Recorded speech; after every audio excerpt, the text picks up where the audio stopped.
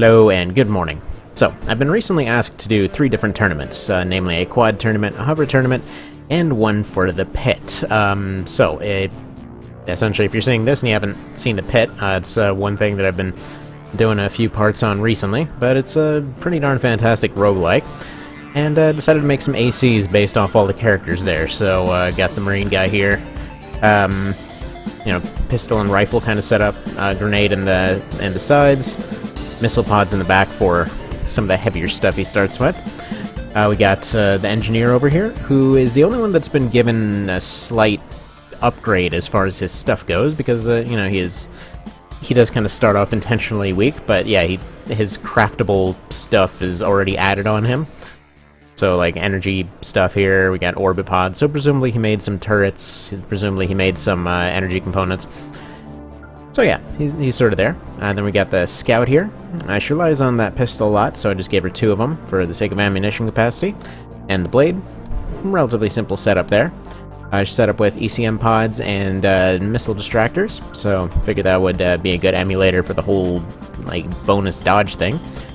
We got the Scion here, and I was originally actually going to do Scion and Medic to get the 5 main human characters, and I think those are the ones that they carried over to the board game too.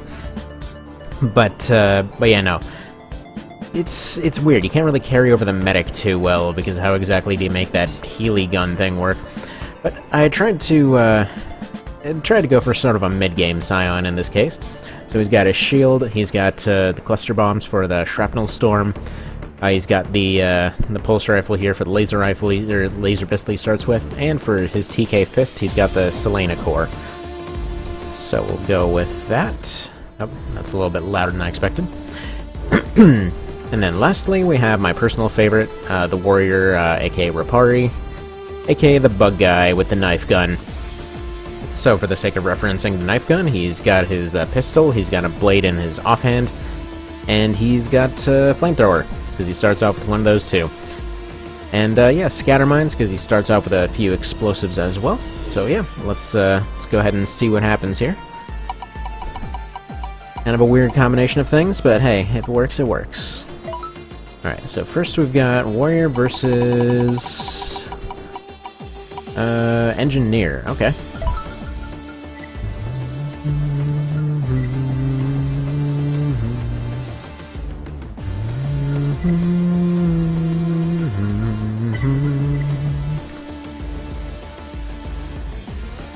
Ah, that smooth frame rate, if only it could last.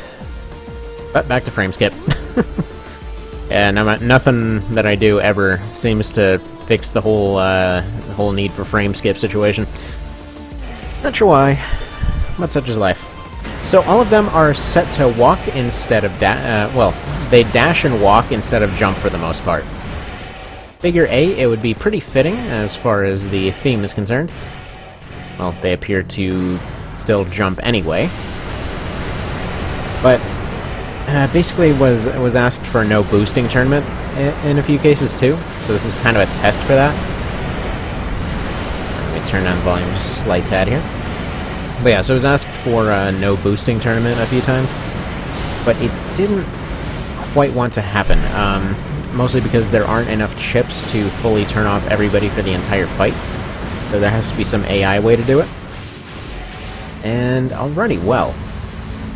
Came close, actually. That one was far closer than I would have expected. But yeah, that's mostly because the engineer has kind of a good long-range benefit there. Alright, who are we doing next? This engineer is now out. Alright, we got... Well, actually, then again, let me reset the wheel, because it was rolling those first 5. Alright, looks like we got Rapari again, and we got... Stop rolling Rapari, dang it. And the Scion. Okay. Let's give that a quick look here. Between the 2 of them, I would think the Scion should probably win this one. It all depends on whether or not Rapari gets close. That's kind of the... Wow, are you just gonna keep doing the hanger? Okay. Well, I mean, the Bugman benefits from the hanger, I guess. Yeah, the Scion's all for long range, but has to worry about energy issues. Less so because they're walking around, which, again, pretty fitting for the pit for the Scion there. I'd say doing the whole long-term run with the Scion is probably the easiest way to beat the default game. Or actually just beat it with any of the DLCs or anything, really. Just flat out the best character. Just because the guy starts off with the ability to more or less, like, beat 80% of the game just right off the bat. Alright, there we go. Flamethrower wins it again. Well dang. Alright. Let's reset those wheels and give this another go. Who's next? Okay, we got Scout versus... Well, the Scout can't go versus the Scout now, can she? Alright, Scout versus Marine. The Marine's a little on the clunkier side, but overall their movement difference isn't that huge. It's all going to come down to whether or not her ECM pods can actually beat him. Because again, her dodge bonus is kind of the main thing that she gets. That and a ton of points. So she grows a lot, but she doesn't start off very good.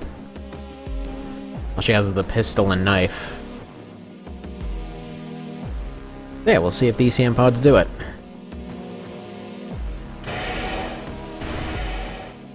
I suppose in some way she's almost set up like a technical counter to the Marine here.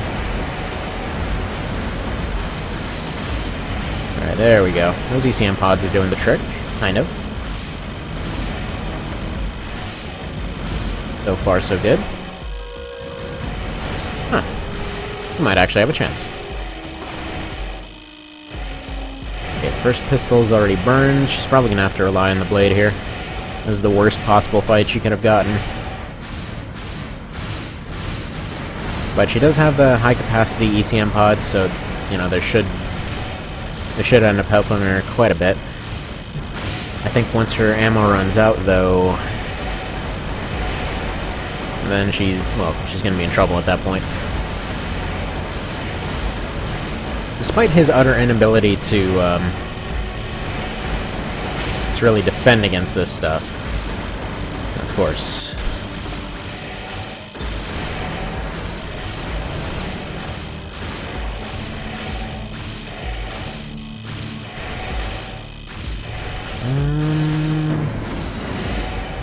Alright, well, she's got to last out for quite a while here. And he's pulling out with the heavy ordnance. But she's got those missile distractors, which I guess he must be out of missiles or something. Is he? Yeah, that's why she ended up dropping it. Ooh, no, she's getting those knife slashes in. Wondering why I'm calling them knife slashes? Well, she starts off with knife. Just knife and pistol, that's her whole thing. And like, I think a stun grenade or something.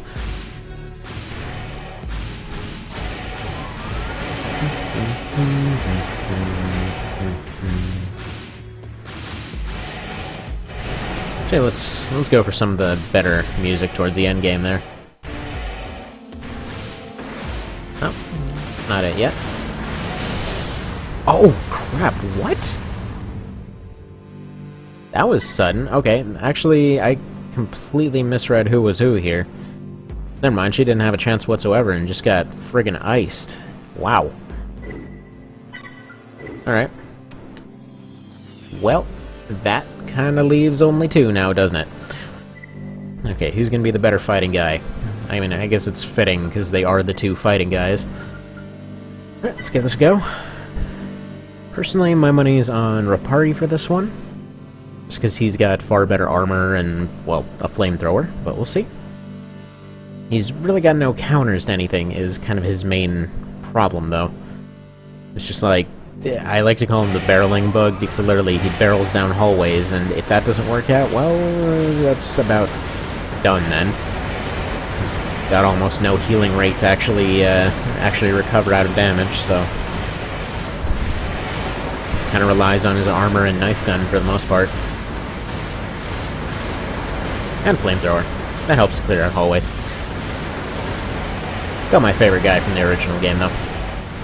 By far.